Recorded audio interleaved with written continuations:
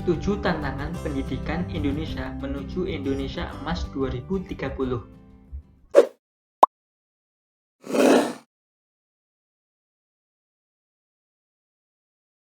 Permasalahan pendidikan di Indonesia memang belum ada habisnya, karena kompleksitas masalah yang ada di dalam dunia pendidikan nasional menguras pikiran dan tenaga anak bangsa untuk memperbaiki kondisi pendidikan nasional ini dari waktu ke waktu. Tujuan pendidikan Indonesia seperti yang tertuang di dalam Undang-Undang Sistem Pendidikan Nasional tahun 2003, yaitu membentuk pribadi manusia yang berakhlak dan bertakwa kepada Tuhan Yang Maha Esa. Akan tetapi, pada prosesnya masih ada berbagai kendala sehingga belum bisa menemukan arah yang pasti untuk menuju kepada tujuan tersebut secara komprehensif. Pada kenyataannya di lapangan, prestasi anak bangsa di bidang akademis masih tertinggal jauh kualitasnya jika dibandingkan dengan negara-negara lain.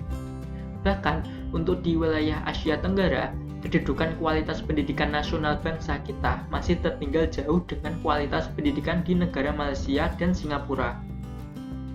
Dunia pendidikan Indonesia menghadapi beberapa tantangan dalam menghadapi satu abad Indonesia yang jatuh pada tahun 2045 mendatang.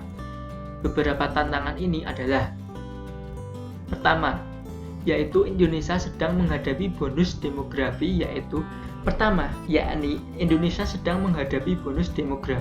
yaitu besarnya populasi masyarakat usia produktif, yaitu usia 14-64 tahun, yang mana pada rentang waktu 2020 hingga 2036 akan mencapai sekitar 52% dari jumlah penduduk Indonesia.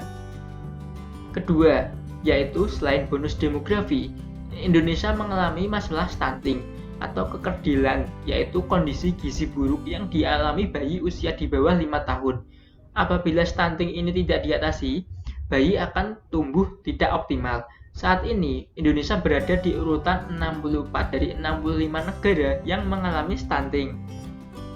Fenomena stunting ini membuat Indonesia akan kehilangan 11% Gross Domestic Product atau GDP. Sehingga lembaga PAUD harus tahu masalah ini dan bagaimana solusinya. Begitu pula keluarga yang dalam hal ini, orang tua juga harus tahu keadaan ini dan tahu solusinya, sehingga nutrisi dan kesehatan anak harus dijaga sebaik mungkin. Ketiga, yaitu dalam Sustainable Development Goals 2030, Indonesia sudah berkomitmen memenuhi 17 tujuan SDGs.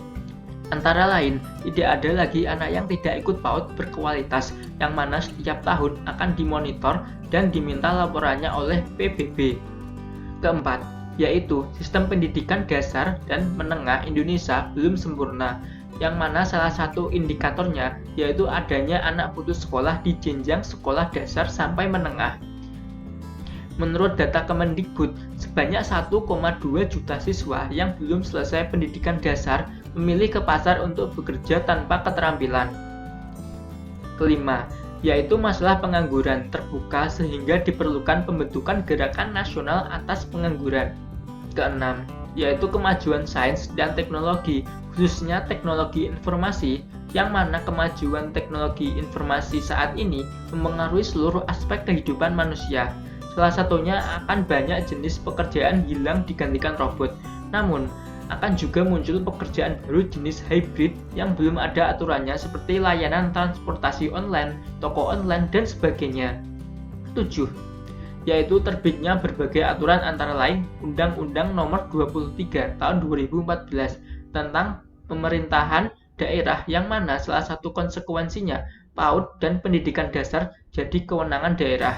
Dengan adanya aturan tersebut, menuai berbagai kendala yang mana di satu sisi pusat tidak punya kewenangan, namun di sisi lain masih banyak pemuda yang masih kaku dan setengah hati melaksanakannya.